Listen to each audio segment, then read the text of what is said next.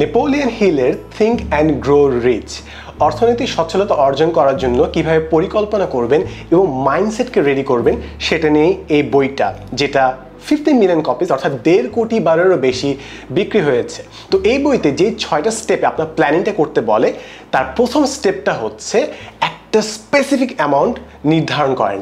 1 কোটি, 5 কোটি, 10 কোটি, 50 লাখ, আপনার যেই পরিমাণে অর্থ হলে আপনি বলতে পারবেন যে আমার কাছে যথেষ্ট হয়েছে।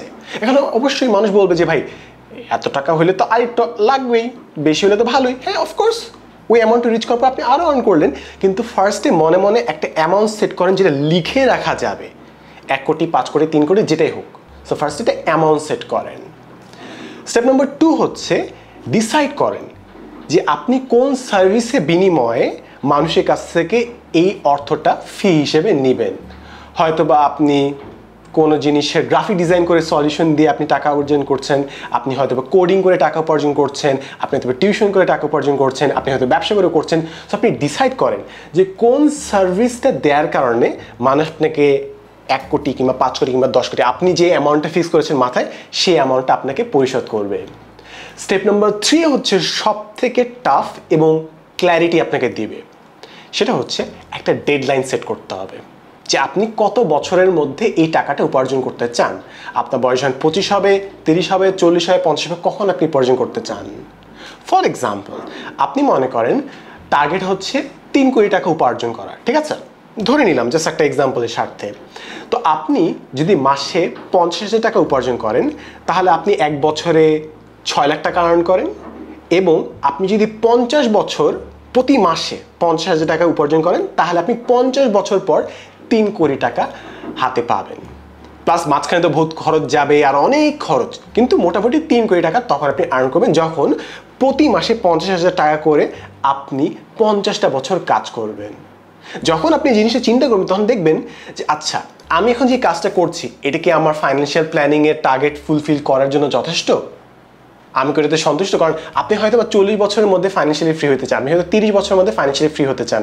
যদি সেটাই আপনার প্ল্যানিং হয়, তাহলে আপনি ইমিডিয়েটলি বুঝতে পারবেন যে আপনার টার্গেট এক ধরনের, বাট আপনি কাজ করছেন আরেক ধরনের। তখন হয়তো আপনি আরেকভাবে কাজ করবেন। ফর এক্সাম্পল, আপনি হয়তো এখন টিউশনই করছেন, বাট আপনি যখন বুঝবেন যে না এইভাবে হচ্ছে না, তখন হয়তো আপনি একটা সেন্টার বসানোর চেষ্টা করবেন, কি আপনি একটা ট্রেনিং সেন্টার করবেন।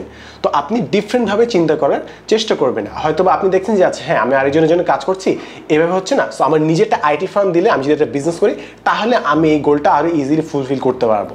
সো এই জিনিসটাকে আপনাকে একদম সলিড একটা ক্ল্যারিটি দিবে যে আপনি এখন যেই কাজটা করছেন এটা কি আসলে আপনার গোল মিট করে নাকি না।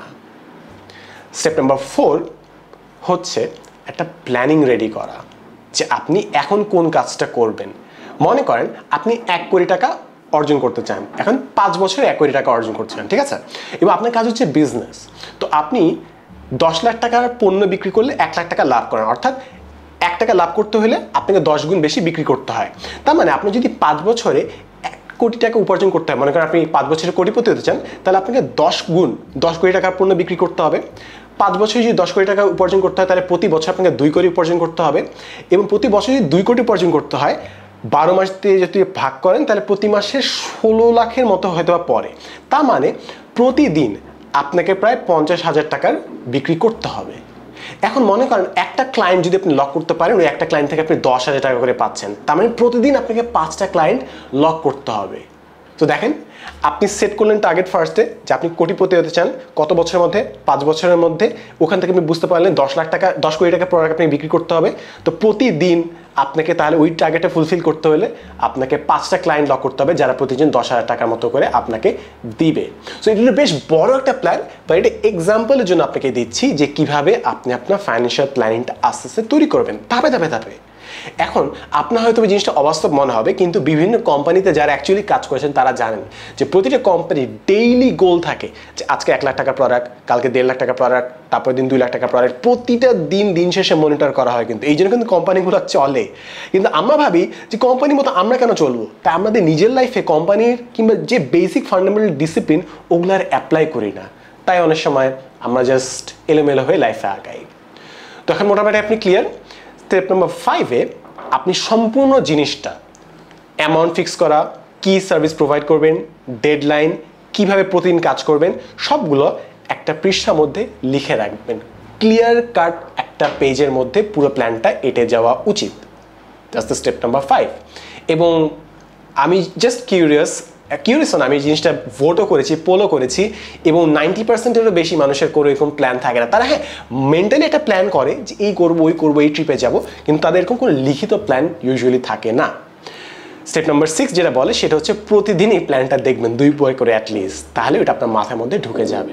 সো এইটা ছিল হচ্ছে আপনার 6 স্টেপ প্রসেস, যেটার মাধ্যমে আপনি আপনার লাইফের প্ল্যানিংটা করবেন। এখন এটা হচ্ছে বইয়ের জাস্ট অর্ধেক, বাকি অর্ধেক আপনাকে এক্সপ্লেন করা হয় যে কিভাবে এই জিনিসটা এক্সিকিউট করার জন্য, বাস্তবায়ন করার জন্য আপনার মাইন্ডসেটটা আপনি রেডি করবেন। এগুলো ফান্ডামেন্টালস, কোনো স্পেসিফিক বিজনেস আপনাকে শেখায় না যে রিয়েল এস্টেট কীভাবে করতে হয়, আইটি ব্যবসা কীভাবে করতে হয়, অনলাইনে কোর্স কীভাবে বিক্রি করতে হয়, কোনো স্পেসিফিক ব্যবসা আপনাকে শেখায় না। এই বইটা বেসিক্যালি জাস্ট 2টা জিনিস, এই 6 স্টেপ প্রসেস আপনাকে প্ল্যানিং ফার্স্টে শেখায়, তারপর আপনাকে জাস্ট মাইন্ডসেটটা রেডি করার জন্য এই বইটা আপনাকে ট্রেন করে, যে এই মাইন্ডসেটটা রেডি করার জন্য আপনাকে বইটা পড়তে হবে। অনেকে ভাবে যে ও আচ্ছা হ্যাঁ মাইন্ডসেট ভাই বললেই তো হয় না। মাইন্ডসেট এভাবে তৈরি হয় না, মাইন্ডসেট খালি ইনফরমেশন দিয়ে তৈরি হয় না। মাইন্ডসেটের জন্য 3টে জিনিস দরকার হয়, একটা হচ্ছে ইমোশন লাগে, ইমোশন অ্যাটাচমেন্টটা লাগে, সেকেন্ড জিনিস হচ্ছে এক্সপিরিয়েন্স লাগে, এক্সপিরিয়েন্সের সাথে রেলেভেন্ট মনে হতে হয়, অ্যান্ড থার্ড হচ্ছে ইনফরমেশন, যে কী করবো না করবো, কোথায় জিনিসটা পাবো, এই জিনিসগুলো। সো আমি খালি একটা ভিডিওর মাধ্যমে এই ফর্মেটে ইনফরমেশন দিতে পারি, বাকি 2টো জিনিসের জন্য আপনাকে পড়তে হবে, আপনাকে অ্যাপ্লাই করতে হবে, লাইফে বারবার চেক করতে হবে। সো এই বইটা এই জন্য ইম্পর্টেন্ট কারণ এটা অ্যাটলিস্ট একটা ধারণা দেয় যে কীভাবে আপনি লাইফের প্ল্যানিংটা করবেন অর্থ সম্পর্কে। এবং জিনিসটা হচ্ছে অনেক মানুষ এটা করে না, কারণ প্রথম দিকে জিনিসটা অনেকটা অবাস্তব মনে হয় যে ভাই 1 কোটি টাকা, 2 কোটি টাকা, 5 কোটি টাকা, এগুলো তো ভাই সম্ভব না, প্লাস লাইফে অনেকগুলো ঝামেলা আছে। সো এইগুলোর কারণে মানুষ প্ল্যানিংটাই করে না। আপনার হয়তো 1 কোটি টাকা প্ল্যানিংটা দরকার ছিল না, আপনি হয়তো 2 লাখ টাকারই প্ল্যানিং করেন, বাট ওই প্ল্যানিংটাই মানুষ করে না, কারণ তারা ভাবে যে ভাই এটা খুব একটা অবাস্তব এবং ফালতু একটা ছেলে মানুষের খেলা, তাই তারা প্ল্যানিং ছাড়া আগাইতে থাকে। এবং আপনি যদি আসলেই জানেন তাহলে দেখবেন যে ইনফ্লেশনের কারণে আপনার টাকা একদিক থেকে চলে যাচ্ছে, ট্যাক্সের কারণে আপনার 12 মাসে 1 মাসে টাকা কিন্তু চলে যাচ্ছে, আপনি বিভিন্ন হোটেল রেস্টুরেন্টে খাচ্ছেন, ওইখানে কিন্তু আপনি ভ্যাট ট্যাক্স দিচ্ছেন, এবং আরও বিভিন্ন বাড়তি খুচরা খরচ তো আছেই।